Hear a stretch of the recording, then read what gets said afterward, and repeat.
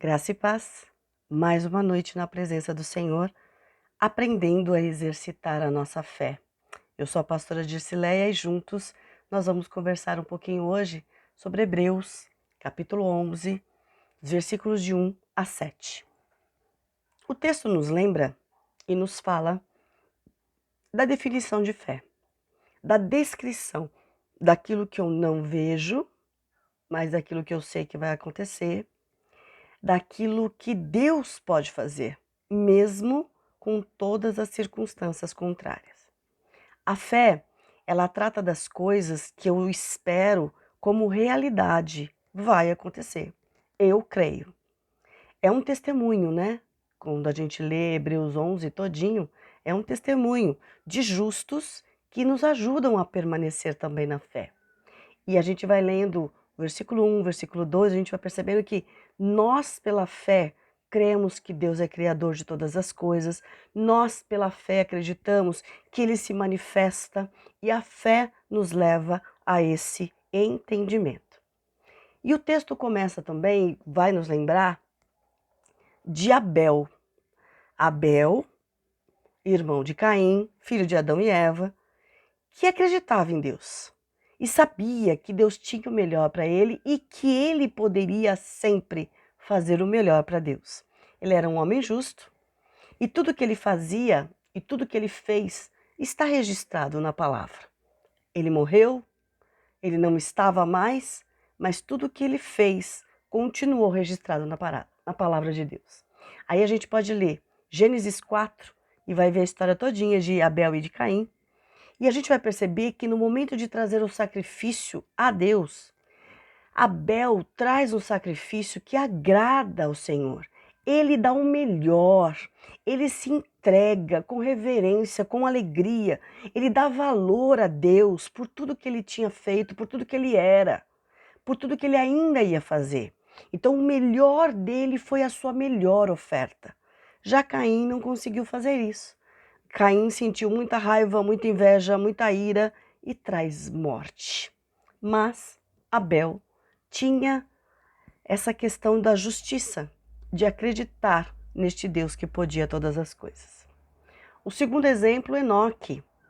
Enoque se aproxima de Deus, ele se chega a Deus e ele está bem pertinho de Deus e ele, tudo que ele faz, ele agrada a Deus.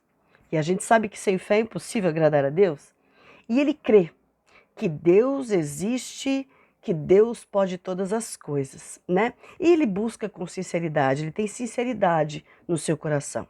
Quando a gente lê Gênesis 4, a partir do verso 17, a gente vai ver. No verso 17, vai falar do Enoque, o primeiro Enoque, que é o filho de Caim, que vai fundar inclusive a primeira cidade. Enoque significa dedicado. Não é deste Enoque que nós estamos falando. Nós vamos falar do Enoque do capítulo 5, do versículo 18, a partir do versículo 18. E que aí fala deste Enoque que nós estamos mencionando. É bom a gente deixar bem claro.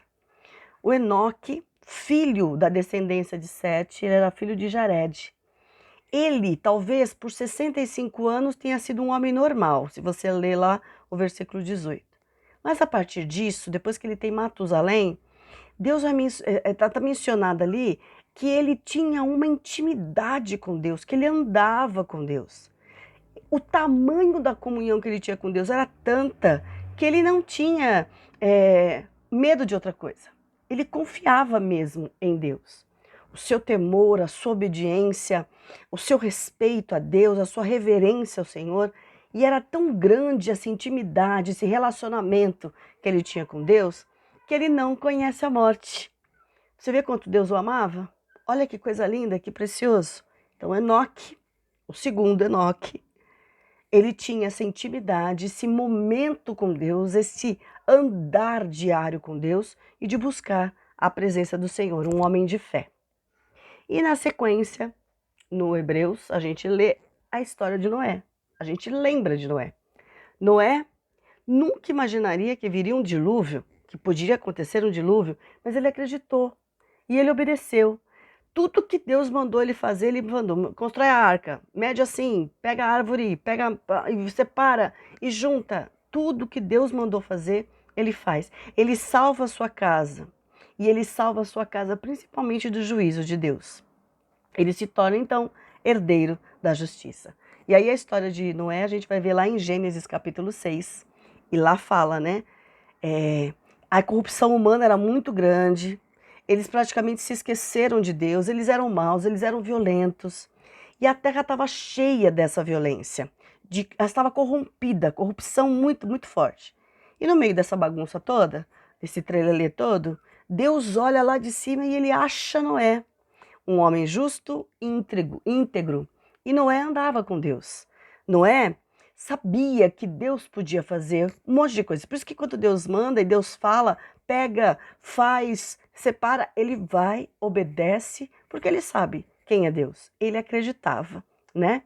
E ele sabia, ele se coloca, Senhor, o Senhor precisa de mim? Então vou. É para salvar a terra? Me chama. Precisa da minha família? Vamos embora. Porque ele sabia o Deus que ele cria. É interessante a gente ler em Hebreus, porque o texto chama Hebreus, né? O livro. Hebreus, porque o texto foi escrito para os hebreus. Você imagina, hebreus que já estavam acostumados com a tradição, ouvir falar de Jesus, se converter a Jesus. E agora? Como é que eu vou viver a minha vida cristã? Eu sei de Deus, conheço toda a tradição, todos os mandamentos, mas agora tinha uma preocupação maior e todo mundo estava em cima dos cristãos. E eles, como hebreus, judeus, eles podiam ter ficado quietinho na dele e falar assim, não, deixa quieto, porque muita perseguição, muita morte, a gente vai acabar morrendo, é melhor a gente ficar do nosso jeito, do nosso lado. E agora, o que eles sabiam era um novo entendimento de Deus. Jesus mostrou uma nova coisa para eles. E agora? Não dá mais para caminhar do jeito que a gente andava antes. Agora eu sei quem é Deus, mas eu conheço Jesus e sei que a verdade está nele. E aí a gente tem que imaginar, será que era mais fácil não ter aprendido, ficar do jeito que estava, né? Porque agora era terrível. E a fé em Jesus era testada a cada dia. Era desconfortável, trazia desconforto verdadeiramente. E aí eles tinham que decidir, viver do mesmo jeito, vou continuar aqui quietinho como um agente secreto, falando que eu acredito em Deus e acabou, ou agradar a Deus por meio de Jesus, confiar em Jesus e saber e fazer e viver aquilo que Jesus tinha ensinado. E o dilema? Por isso, o texto fala-nos de fé, lembra para os hebreus o que é viver com fé e dá esse exemplo, e vai dar vários exemplos. Hoje a gente está falando de só 3, Abel, Enoque e Noé. 3 cidadãos só da Bíblia. E aí a gente vai perceber que nesta hora que eu estou explicando esse texto para os hebreus, é para fortalecer a fé dos hebreus. Ó, a partir de agora vocês vão acreditar em Cristo. A partir de agora vocês vão ver Deus de uma forma diferente. A partir de agora, Deus vai fazer um sentido diferente na sua vida. Continue acreditando, porque pela fé, Abel, né, mostrou que não era para fazer qualquer tipo de sacrifício, que não dava para viver por viver, não dava para fazer por fazer. Tudo que ele fez, tudo que ele fazia era pela fé. O melhor que ele tinha era para Deus. Aí a gente mostra também, olha, vocês agora vão crer e olha, faça como Enoque. Enoque andou com Deus, tinha uma comunhão extrema, grandiosa com Deus, tanto é que ele nem conheceu a morte, né? Tanto relacionamento íntimo que o Senhor tinha com ele. E tinha Noé, o terceiro, né? Que vem como exemplo. E Noé, façam como Noé, um homem justo, íntegro, que obedece, que acredita, sabe quem é Deus, né? E os 3 mostram que era para exercitar essa fé, para essa fé realmente ser de verdade, tinha que ter um relacionamento muito próximo com Deus. Você agora, você não está mais só ouvindo de Deus, ou então só em, Deus, você está vivendo com Ele por causa de Jesus, porque Jesus nos religa a Deus. Então, por isso, o texto de Hebreus nos lembra para fortalecer a nossa fé em Jesus. Vale a pena.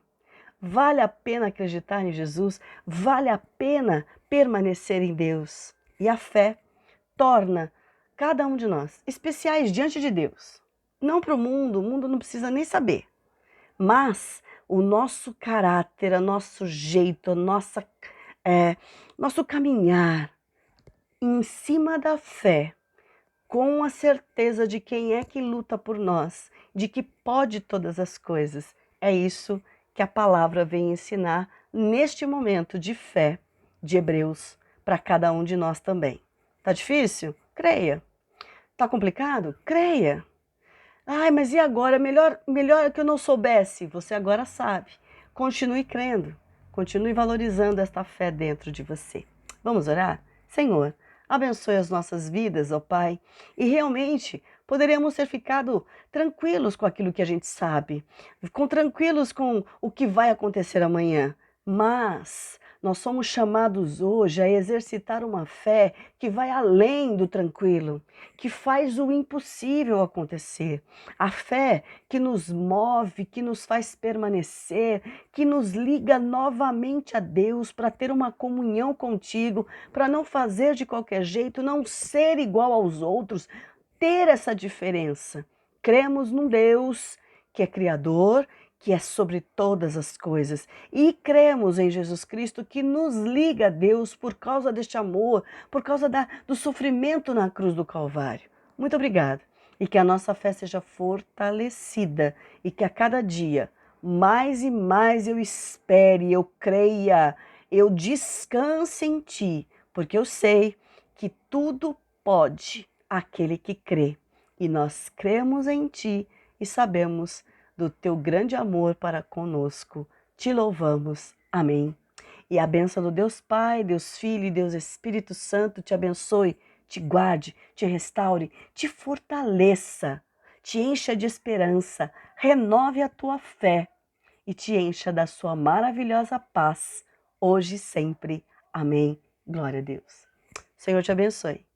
Permaneça e que a sua fé seja fortalecida no nome de Jesus. Amém.